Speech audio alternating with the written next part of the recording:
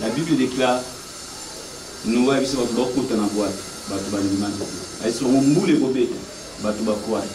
mais jour trompette et bêta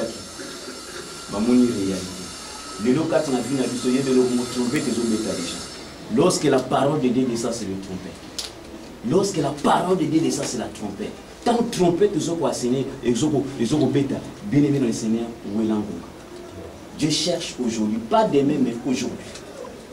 Parce que demain, ils sont ensemble. Lélo, ils sont ensemble. Il y a un appel sur le thème, Dieu cherche aujourd'hui. Qui j'enverrai aujourd'hui. Bien aimé dans le Seigneur, Arche s'est arrêté dans la montagne d'Ararat.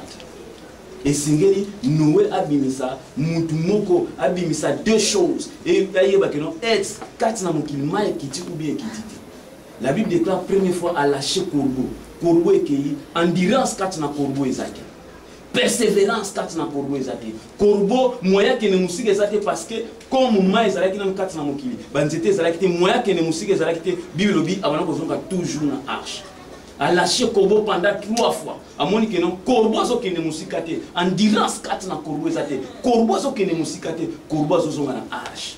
Bible obete a l'équisi après 7 jours après. A lâché Colombe. Colombe a accueilli. La Bible déclare pour la première fois, Colombe cherchait des lieux pour mettre ses pattes. Tandis que Corbeau a justement, a volé et puis a zonga. Mingi kati na biso bazalo ko la Corbeau. Azoya dans la prière, mais azoya kati na église, mais aza persévérance kati na ezaki.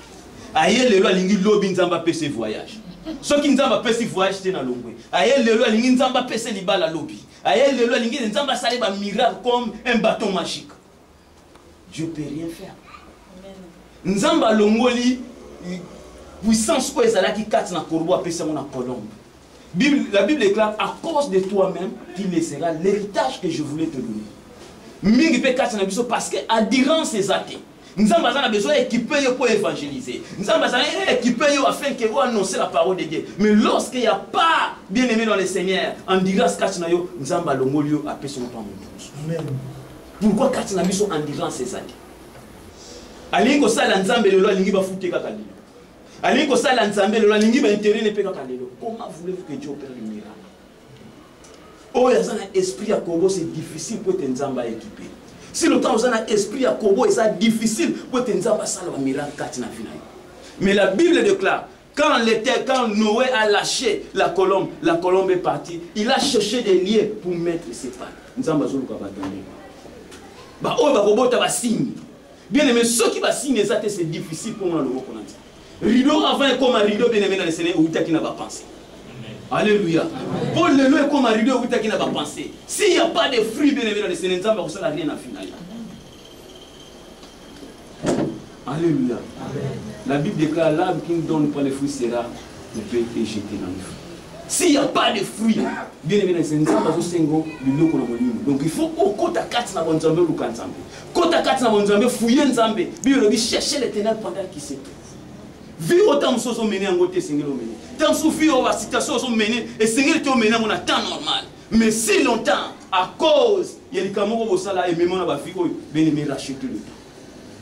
So abi que so retrouver na ba vie vie aux accueillis que nos sali camons au Congo songolo il y a moi so retrouver na vie bien aimé dans le Seigneur. Dieu te parle aujourd'hui racheter le temps. La Bible déclare si vous attendez aujourd'hui la parole de votre Dieu, n'endissez pas votre cœur. Alléluia. Noé tant abeta qui bien aimé dans le Seigneur. Tout son mon amour pour l'andoto. Mais tant mon que mboule bana ko beta parce qu'à l'époque il pleuvait pas. Mboule bana ko beta. Mais tant ba remarquer que mboule bana ko beta avec oui au commissaire. Tant sou kati na vie na yo bien aimé dans le Seigneur. Au sali ka mumu ko boy. Mais au comment refuge na yo ça dans le Seigneur. Refuge no ezana comme Nzambe. Refuge no ezana ko yembela Nzambe. Refuge no ezana intéressant. Refuge no ezana kati na Nzambe bien aimé dans le Seigneur. Au comment na loboko na Nzambe. Il y a un moment na kati na l'église batumsu basali 10 ans mais rien ne marche dans sa vie. Il évangélise, il prêche la parole mais regarde toute sa vie rien ne marche dans sa vie. Nana ko sala Nzambe Nzamba sala kati na ye. Nana ko servir Nzambe pe Nzamba servir ye. Lorsque tu es en train de servir Dieu, bien aimé Dieu va occuper de votre vie. Mais tant que vous servir Nzambe Nzamba so sala rien, bien aimé zonga na présence de Nzambe. Si tu vois que rien ne marche dans ta vie, tout est noir, c'est Lucas place où nous sommes. Si tu as les quatre dans la vie, rien ne marche. dans votre vie. Tu es lié quelque part. Bien aimé dans le Seigneur, nous avons besoin de parole. Si on dit que quand tu as vu, au Kangamene, loko moko bo songolo, que nous avons besoin d'équiper ou défendre comme on a. Mais à cause de l'Ikambouana, nous devons Kangayo, bien aimé dans le Seigneur, c'est difficile. Paul Aloba, quand tu as vu, le bien que je voulais faire, je n'arrive pas à le faire. Mais le mal que j'ai haï, c'est ça qui présente devant nous. Dans ce on a besoin de langue, mais si on commis devant ma sangle, c'est le langue. Au lingeko bote, mais si on coûte à tonton, on a un koya. Il y a un esprit qui te pousse à pécher. Il y a un esprit qui te fait éloigner loin de Dieu. Dieu va rien faire. Ce que je est katelete yomoko. Pendant que le trompette est en train de sonner, ce que je est katelete katina vino yomoko non, on s'est racheté par ensemble. Bien aimé, Dieu va rien faire. Mingi katina la famille, on a katina famille bima, bana bana kotanga, mais moi na moko 6 classe za tezu maboko no ko kangozo pouvango normal. Na kati ya famille mutu moko te abala voie la mariage mais vous trouvez mon kati na vie na ngo te za nando mal yango bible vous savez les yeux pour voir mais vous ne voyez pas problème et résister kati na famille il y a 200 euros mutu moko te ko 200 euros pesa zaki il faut basa la 600 c'est anormal au fond na kati ya Maroc 5 ans vie ezo yelo ko moko te zo marcher na kati na vie na yo kangi pe maboko vous trouvez ngo normal mais ko kufa na mboko. Alléluia. Amen. Bien aimé dans le Seigneur. Nous avons besoin de besoin.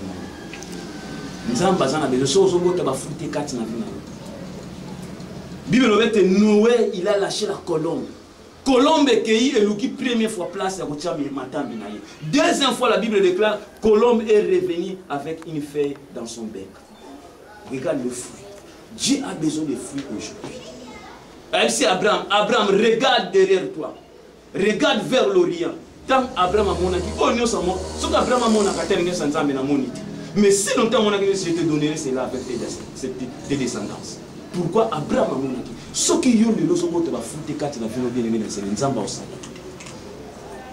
Pourquoi apparaître qui toko là bien, mais tant problème qu'il y a, il faut pas souga. Bien aimé c'est l'ensemble ça besoin.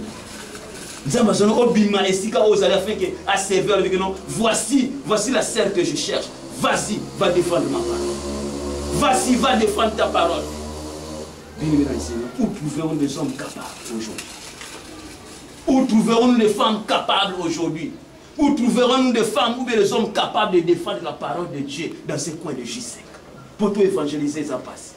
Mais na kati cher toujours mais nzambe nzamba za munene nzambo salaka mais bima les bande lepsande ko Jésus Christ za sene rozo kokati après tant ofuka mi olingi nzamba peso mbala moko 10 000 euros olingi nzamba sala makamba mini mais ozo kokati ko sala moindre des choses et pas nzambo ozo kokati ozo prier nzambe mais tant difficulté ka mukeke hier pour ndimana no sebebi bazo ba so sera assemble lobi assemble so bani ko gango ozo comprendre que cette sœur il prie ou pas. Après, nous voulons que Dieu opère le miracle. Raison pour laquelle Dieu cherche aujourd'hui. Qui va dire Seigneur, me voici. Qui va dire Seigneur, envoie-moi. J'en ai marre de ce pays. J'en ai marre de cette vie. Seigneur, envoie-moi. Je vais changer cette église, cette atmosphère spirituelle de cette église. Je voulais que Seigneur, notre Dieu, dans le ciel, tu changes ma vie. Dieu est capable de le faire. Ce que tu as guidé, au moins, on s'en sort. Si vous dites que Nzambe a guidé vie na yo bien dans le Seigneur, au Congo on Nzambe on sala kati. Mais Nzambe azoluka ce que vous avez disposé. Alléluia. Amen. Nous allons lire Genèse 19 verset 1. Genèse 19 verset 1. Genèse 19 verset 1. Les deux anges arrivèrent à Sodome sur le soir et Lot était assis à la porte de Sodome. Quand Lot le vit, il se leva pour aller au-devant d'eux et se prosterna la face contre terre. Puis il dit, voici mes seigneurs, entrez, je vous prie, dans la maison de votre serviteur et passez-y la nuit, lavez-vous les pieds, vous vous lèverez de bon matin et vous poursuivrez votre route. Non, répondirent